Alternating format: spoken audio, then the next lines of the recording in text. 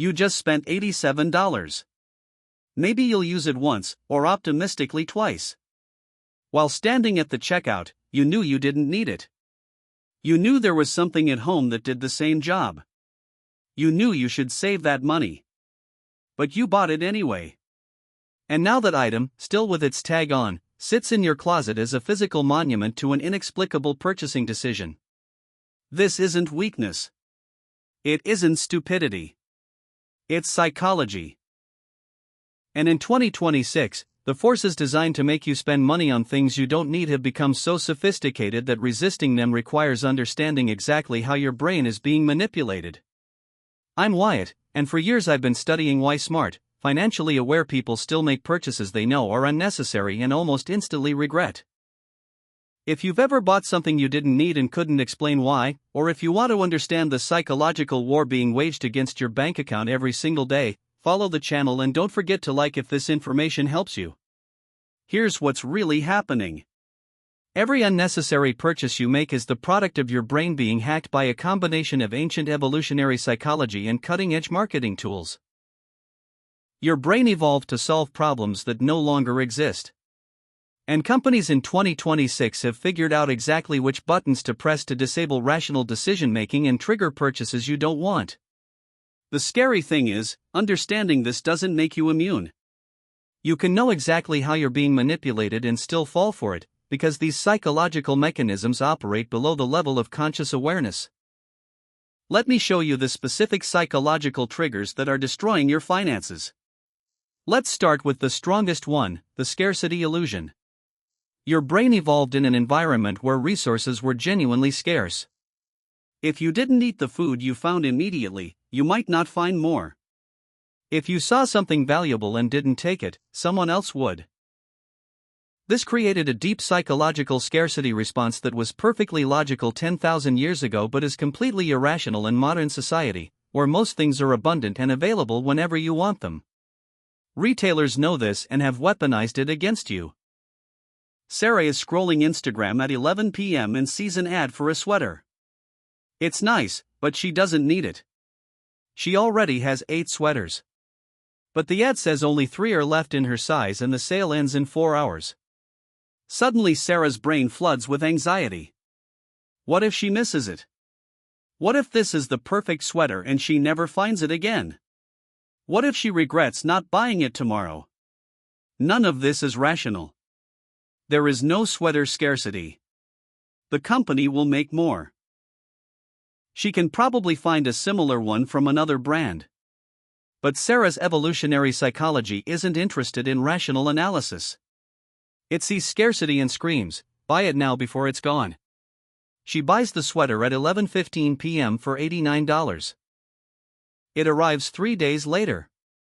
She tries it on, decides it doesn't look as good as it did online, and after sitting in her closet with the tag on for 6 months, she donates it. This exact scenario plays out millions of times a day in 2026 because scarcity marketing has become so precise and widespread that you can't browse any app without encountering it. Only 2 rooms left at this price. Flash sale ends in 3 hours. Limited stock available. 10 other people are looking at this right now. All these messages are designed to trigger your scarcity response and short-circuit any rational evaluation of whether you actually need the item. What makes this especially insidious in 2026 is that artificial intelligence has made scarcity marketing personalized and dynamic. The website isn't just showing you a countdown timer. It's analyzing your browsing behavior in real time and adjusting the scarcity messaging based on your likelihood of converting. If you're a skeptical shopper who doesn't respond to only 3 left messages, the algorithm learns this and shows you different triggers. If you panic when you see low stock, it reinforces those messages. The scarcity you see may not even be real, it's algorithmically generated based on your purchase probability. The second psychological trigger destroying your finances is what I call the identity purchase trap. You don't buy things just because you need them. You buy them for what they say about who you are or who you want to be. This is why people spend thousands on exercise equipment they never use, kitchen gadgets for healthy meals they never cook, and books they never read. They're not buying the object, they're buying an identity. Marcus wants to be the kind of person who wakes up early before work to exercise. He imagines himself as fit, disciplined, and healthy. So when he sees a premium home gym system, his brain doesn't evaluate whether he needs weightlifting equipment.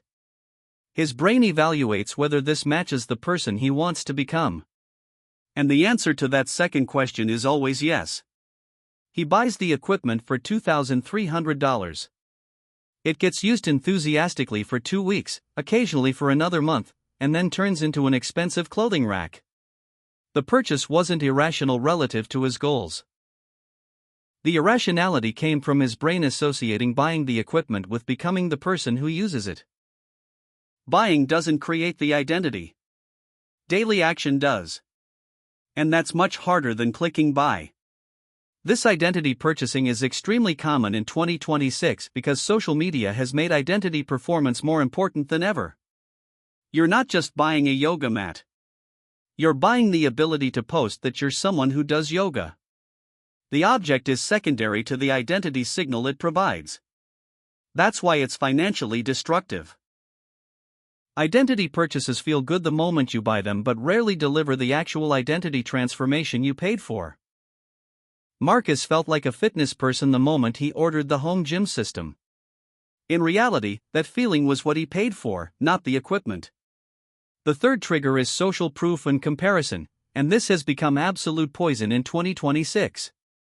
Your brain evolved in small tribes where fitting in was literally a matter of life and death. In a world where social media constantly exposes you to millions of people's curated lives, this becomes a financial disaster. Jessica sees her college friends post about a weekend wine country trip. Beautiful photos. Looks amazing. Jessica's brain thinks, why aren't I doing that? Everyone is having experiences and I'm sitting at home. I'm falling behind. I'm missing out on life. Within an hour, she books a similar trip for $850 on her credit card. This isn't rational behavior. The social proof that other people were doing something triggered a comparative anxiety. The comparison economy in 2026 is specifically designed to constantly trigger this anxiety. You constantly see highlight reels of hundreds or thousands of people's lives, leading you to believe everyone is doing better than you. I call this comparison spending, buying things not because you want them, but because other people having them makes you feel inadequate. The purchase doesn't solve the inadequacy because there will always be someone buying something you don't have. The fourth psychological trigger destroying finances in 2026 is the micro-purchase trap.